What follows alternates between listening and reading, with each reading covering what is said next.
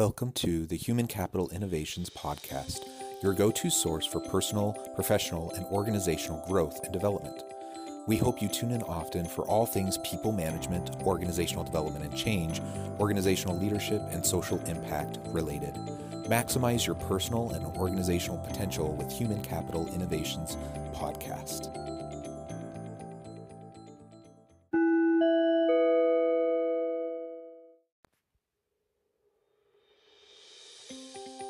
Welcome to the Human Capital Innovations Podcast.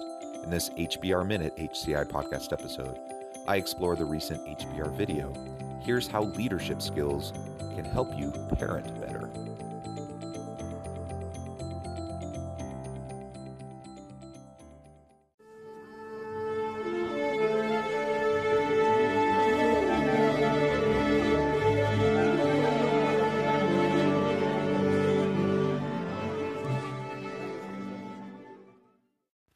Welcome back to the Human Capital Innovations Podcast.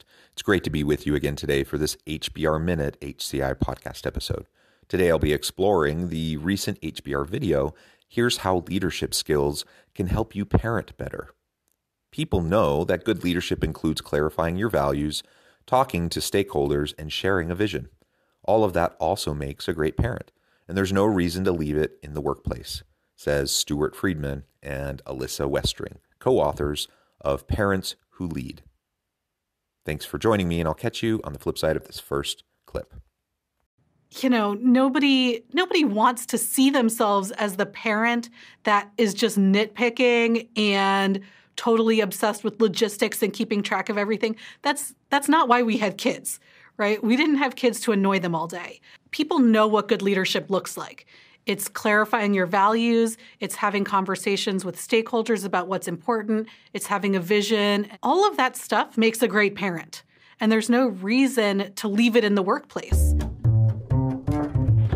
We're trained to be good leaders at work because everybody talks about that. And then we go home and we act like these annoying micromanagers that we would never want to work for, bossing our kids and telling them, you have to do this, you have to do this, you're not doing this right. It's kind of akin to command and control management. Just do what I say and don't question me. That's how a lot of parents treat their kids. We know that our bosses wouldn't act like that. We wouldn't want our bosses to act like that. We know now, in the modern era, that that's not the best leadership model for most situations. You gain a lot more engagement and better results as a leader in the workplace when you help people understand why we're doing what we're doing together, values and vision, and then you hear from your people as to what it is that they want to contribute and what they need to be able to do that well. In other words, you ask and you listen. So I don't know about you, but as I was listening to this opening clip, the entire time I'm thinking, they're right. These are the types of characteristics we want to see in good leadership at work. And they're right that, yes, these are the same types of principles that can lead to good parenting. Though I'm not quite sure that I'm as ready as they are to say that it's a given that this is the way it happens at work. In fact, I think we all know that so many leaders in the workplace use command and control models, and they try to assert their authority over other people and get compliance rather than commitment, and they're not very good at sharing their values and their vision and so on and so forth. So everything they said, absolutely, yes, it should be happening in the workforce with your leaders. You should be trying to lead that way, and that can transfer over into how we interact with our kids at home, especially as our kids get older. I think that's absolutely true, and that's something I've seen in my own family. You know, I think everyone who listens to this podcast knows by now that I've been married for 18 and a half years. I have 6 children, ages 7 to 17, and it's a fun adventure. And I think there's a bunch of crossovers between home life and work life and interpersonal relationships with our family as well as with our colleagues. And I don't think it should be that surprising. But let's not forget, and one thing I want you to consider as we're going through this episode and looking at all these different clips, I don't want you to forget that everything they're saying we should try to do as parents it means we actually do need to be doing those same things as leaders in organizations. And unfortunately, a lot of times those things aren't happening in our organizations. It's really important to connect with why you became a parent in the first place. Why did you do this? Right? The planet doesn't necessarily need more people. Well, now that you are a parent, now, why are you a parent? What does it mean for you to be a parent? How does being a parent affect who you are in your work life? How you see yourself in the world? How you see yourself in private? Connecting with those fundamentals of why you became a parent recenters you, because without that sort of mindset, you're still in that mode of micromanagement and logistics and coordination.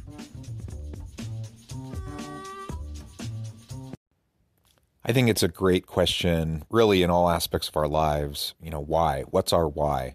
Why am I a parent? Why did I get married at the age of 23? Why did I have my first child a year and a half later? Why do I have 6 children now? What was my vision for my family? And what's the purpose and the meaning that I derive from it? And why did I do all of this? That's a really great question, and we should be asking that to ourselves.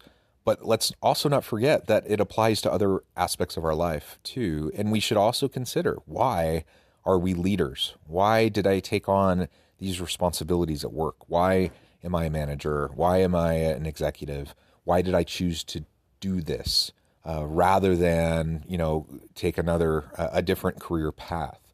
And there's trade-offs to everything. And so, when we decide to take the leap and get into leadership, there are innate challenges in relation to that frankly, you can sidestep a lot of the drama, a lot of the issues, the bureaucracy, the politics, a lot of the beating your head against the wall stuff that happens in organizations that the average worker doesn't necessarily have to be enmeshed in and day out, but supervisors, managers, and leaders usually do.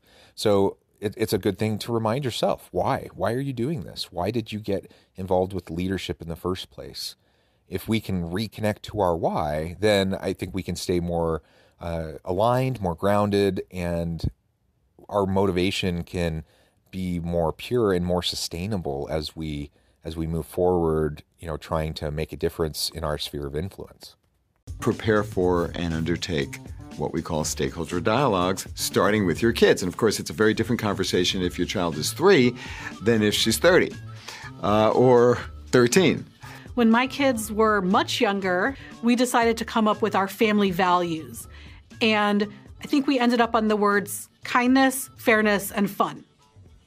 And at that age, fairness is very simple, right? You get one, your brother gets one. And as my kids are growing older, we're revisiting that concept of fairness. So now at their ages, as 8 and 10, we can say fairness doesn't always mean that everybody gets exactly the same thing. And we can use that idea that's been in our sort of repertoire in our vocabulary since they were really little, and it can evolve. But it's not coming to my kids as a shock to know what our family values are.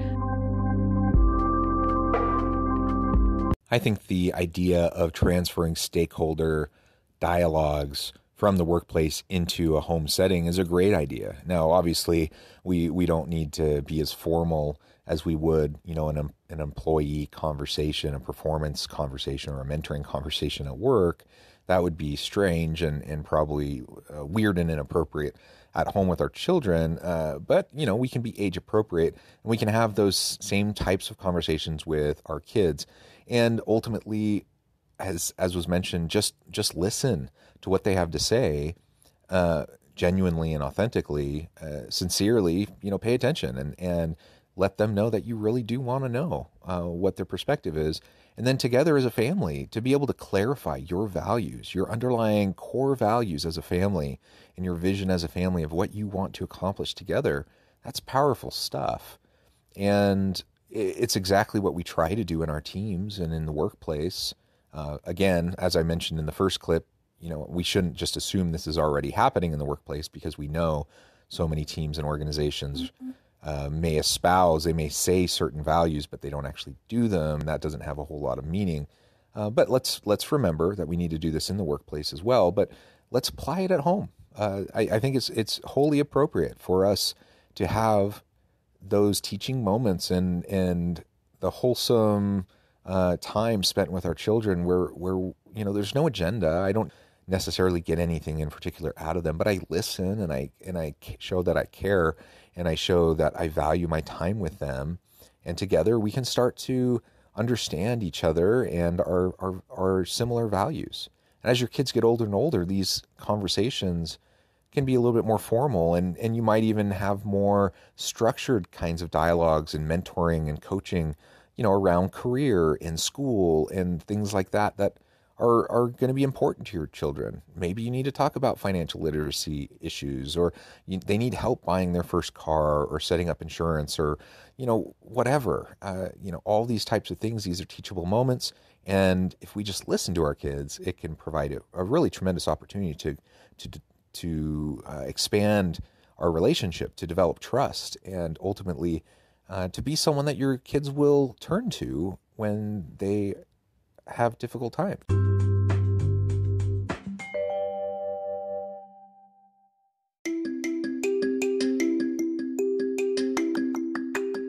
I'm excited to announce the publication of my new book from HCI Press, Bluer Than Indigo Leadership: The Journey of Becoming a Truly Remarkable Leader.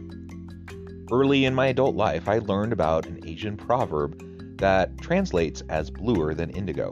If you think about the color indigo, it is a brilliant, deep, and vibrant blue, what some would call the bluest of blues. To have something that is bluer than indigo is rare and truly remarkable. Contrary to popular myth, there is no one-size-fits-all or cookie-cutter approach to effective leadership. There's no silver bullet, no secret sauce, no go-to model that will solve all of our problems. The truth is, great leaders have all had their unique strengths and flaws, and have all had to discover and then pave their own distinctive path in their life's journey to fulfill their leadership potential. Bluer Than Indigo Leadership will help you discover your own path and explore those ordinary, everyday actions that will help you respond to an uncertain future and produce extraordinary results for individuals, teams, and organizations.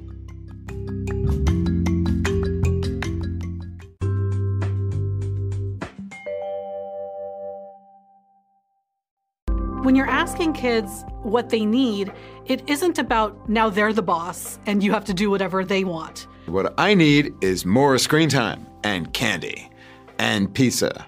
Well, all right, let's talk about what that means and how that fits with the kind of family we're trying to become, and why that's a good thing for you as well as for me.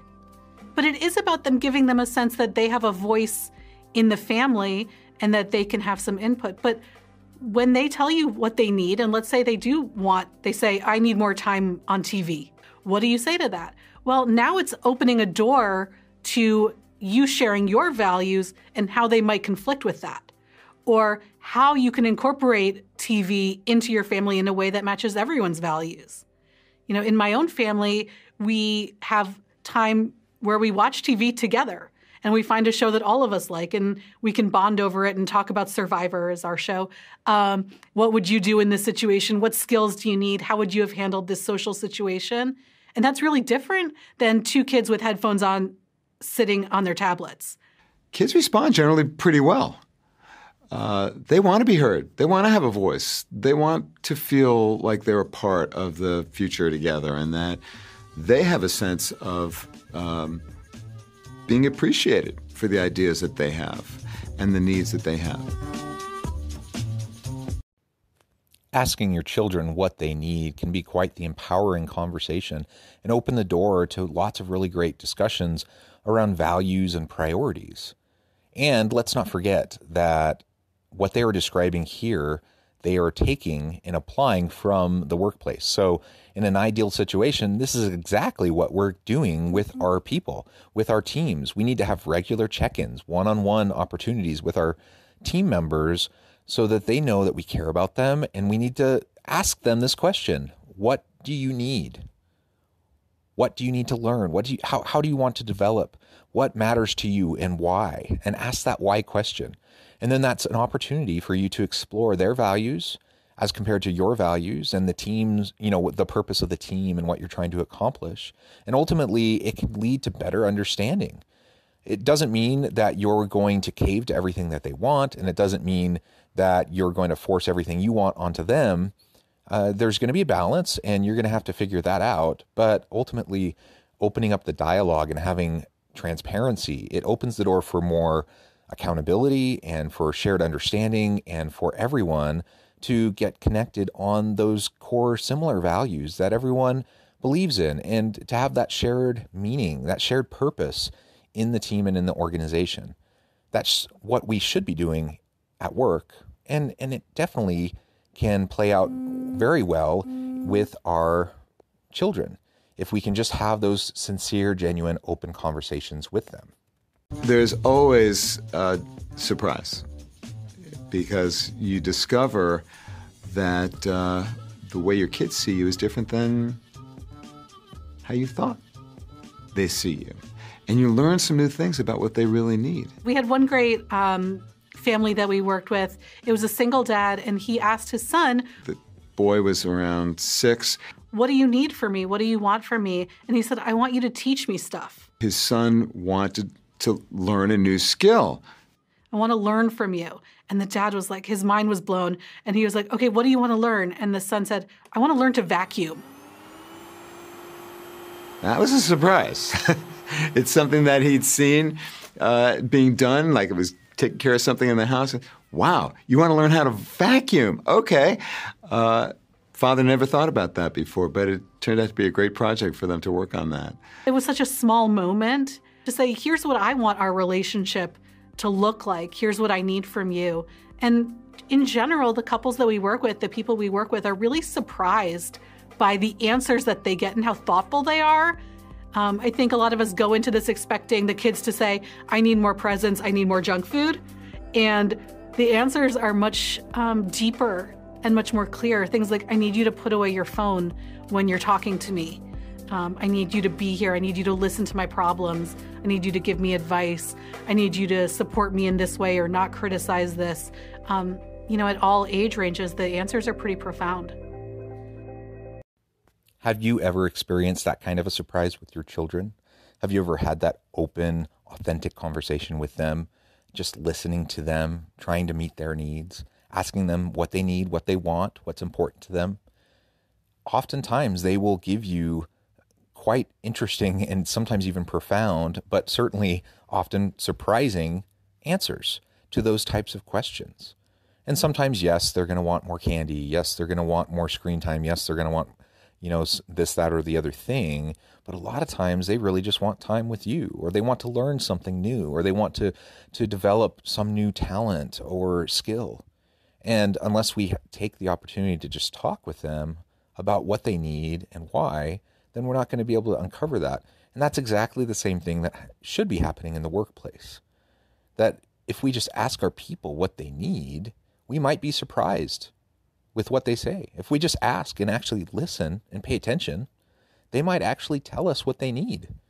And we might be surprised by what they say, and it may turn out that it's something that we absolutely can help with and that we absolutely can support them in. And it may be something that we would have never thought of ourselves.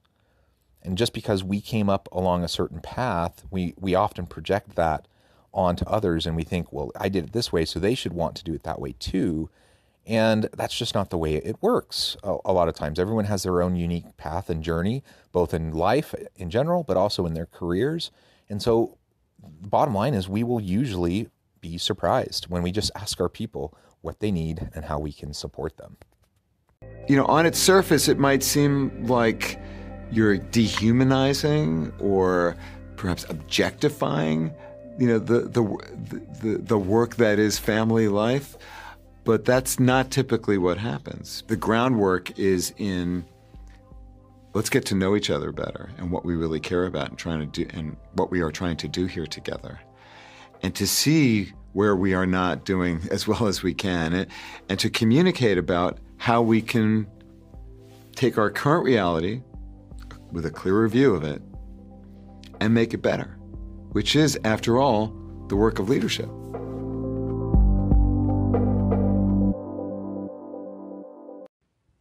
pretty much everything he says in this last clip could apply equally well to families or to workplace contexts. And I think it's just so important that we remember, whether it's in our personal family relationships, our friend group relationships, or it's with our coworkers and our boss and our subordinates at work, that we always remember the importance of treating people with dignity and respect and helping them to feel heard, helping them to feel listened to, and that they have a chance to contribute and share their insights, their input into what is valued, what is important.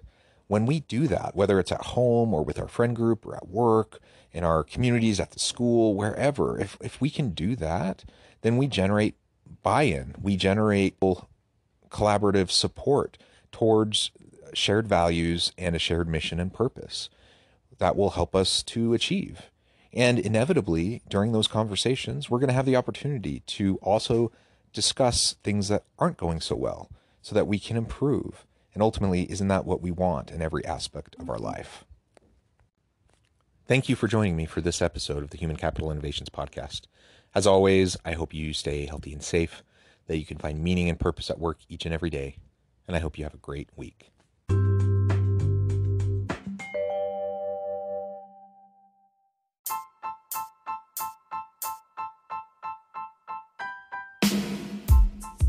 The alchemy of truly remarkable leadership. Ordinary, everyday actions that produce extraordinary results. Consider how the nature of work has shifted over the past 50 years. With increased globalization, rapid technological advancement, and the shift in economic composition, the average job of today looks very different than the average job of 50 years ago. What will the jobs and organizations of tomorrow look like? Moreover, what does this all mean for organizational leaders? What are the core competencies and capabilities of organizations and their leadership that are prepared for continued disruption and geopolitical and socioeconomic shifts? Regardless of what the future holds, increasingly, leaders need to be socially minded, data-driven, decisive, champions of talent, and disruptors of the traditional notions of leadership, teams, organizations, and work. The alchemy of truly remarkable leadership will help you to explore your own leadership competencies and capabilities and consider ways to apply and implement them into your workplace and personal life.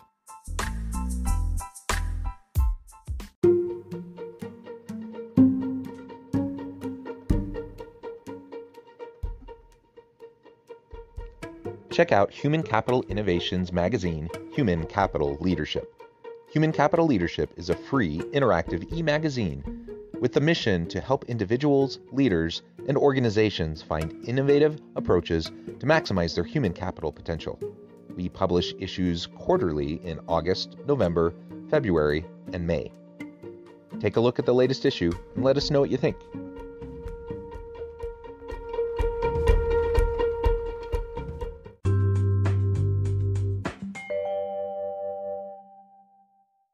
Thanks again for joining us for this episode of the Human Capital Innovations Podcast. I hope you stay healthy and safe and that you have a great week.